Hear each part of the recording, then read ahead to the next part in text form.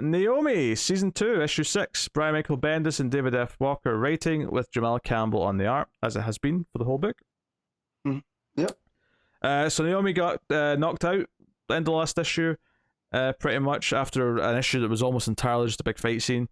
And then the rest of these villains want to finish her off. There's a lot of scenes building up to them doing this, with them talking about it, and the nearby crowd getting worried.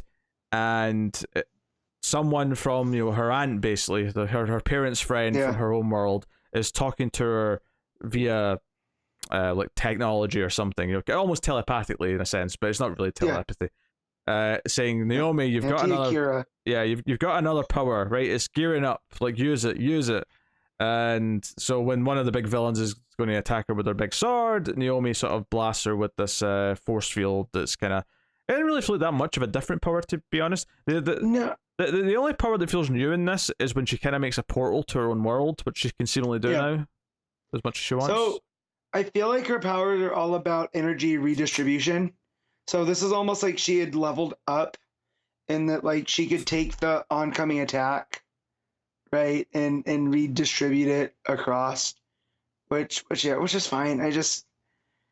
Man, this book is so up and down. So just constant new stuff throughout on here, and like I was just missing some of the personal moments. Like again, we get introduced to her aunt kind of character. I kind of wanted more with that, and less on the supervillain fight. Yeah, a lot of this issue is the fight again still, which is kind of disappointing. At least it does have this extra context of someone talking to her through it to give it a little bit more structure. So I didn't dislike it as much as the fight in the last issue, but it does take up a lot of this issue. Yeah, and that's my whole thing. Is like, well, we just had an issue where we had a lot of fights with the villains, and then here where it's just showing, oh, look how powerful she is still. And I was like, okay, goodness, we get it, man. Like she's a powerhouse, but like, what about this lady that reached out to her?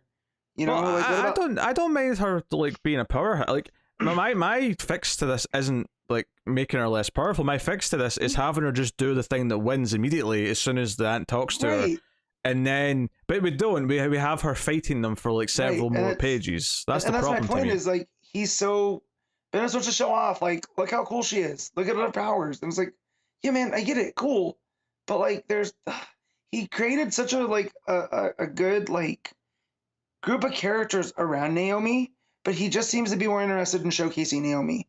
And like, I get it, that's her book, but to me, that's not what's interesting. It's, like, again, this person from her world where we thought like all the heroes were gone. Well, no, they were just in hiding. And, this one that reaches out to her, I do like that, because it's another adult for her to learn from. That's not her parents or Superman or anything. And yeah, but she can redistribute power, so that's cool, I guess. Yeah, I mean, the last few pages of the book are basically her saying goodbye to her friend. It's kind of emotional, and that's more of the stuff that we would want.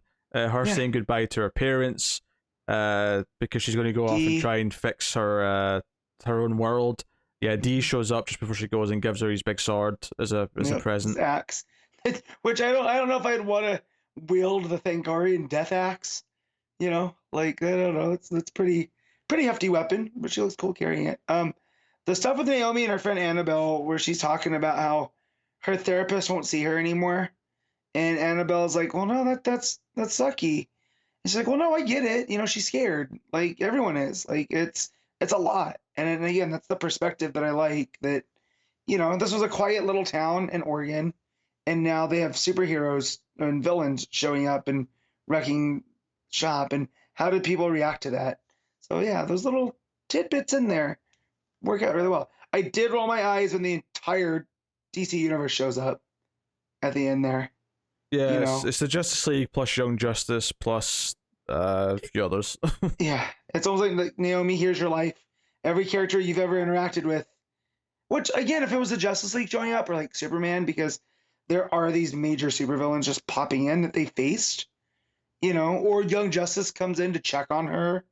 But all of them there at the end was just almost like, was this just Jamal Campbell wanting to draw? It was a little bit heavy-handed as well, I'd say. It was heavy-handed. Yeah, like the because the ending is her going into her home world to help try and fix it, and she's obviously going to come back. This is not goodbye forever, but it kind of like winks at the reader almost and says, "Is this the end? Is this the end of Naomi's story?" And I feel like that's like Bendis hoping he'll get to do another arc, but I'm not so sure if he will. To be honest, they kind of. I think the cancellation of the TV show, like right before this came out, or maybe during it was coming out, I can't remember exactly when that happened. Plus the fact that it's not selling particularly well, and that Bendis like, I feel like they're using Bendis less. You know, like his number of books is kind of dwindling, and maybe they've got a bunch to announce with him in the near future. I don't know, but it does kind of feel like his tenure at DC might be winding down.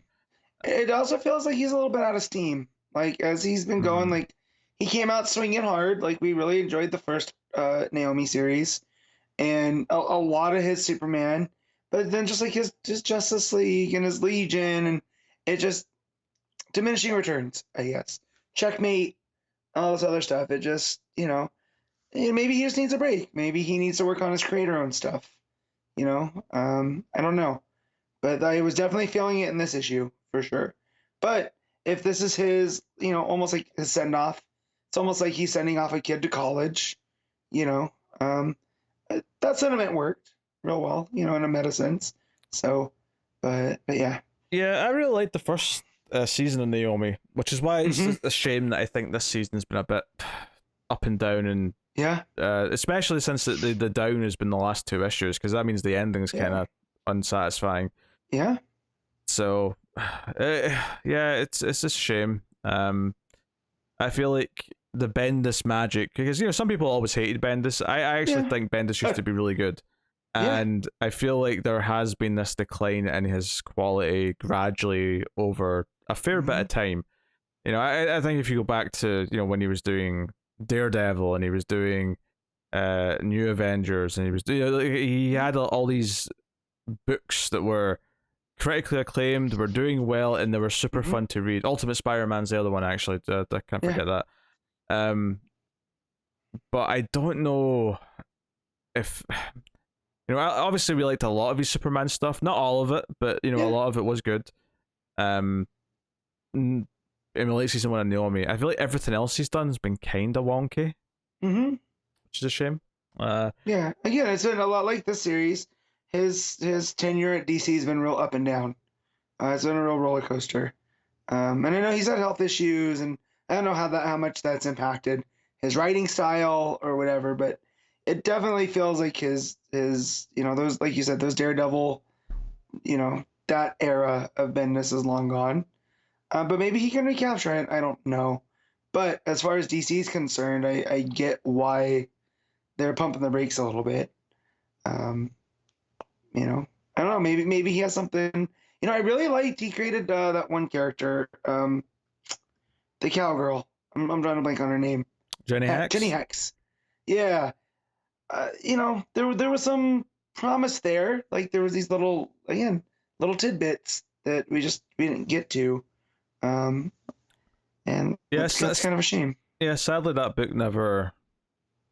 Yeah, it kind of felt like the arcs that we got in that book were meant to be kind of the early adventures before we get down to the real serious story stuff, but then the book got cancelled before we did any of that, so it just kind of felt a little bit I wouldn't say worthless, but it kind of felt like it by the end, like, oh, you didn't really tell any story here. Like, there was nothing to really latch on to, so yeah, it's a shame that we feel this way now, because we are not someone who were dreading Bendis when he was coming. Hey, but there you go. That is Naomi. Did we rate it? You want to rate it? No. Yeah, I'll give it a 7. Art's still fantastic. Campbell's still great.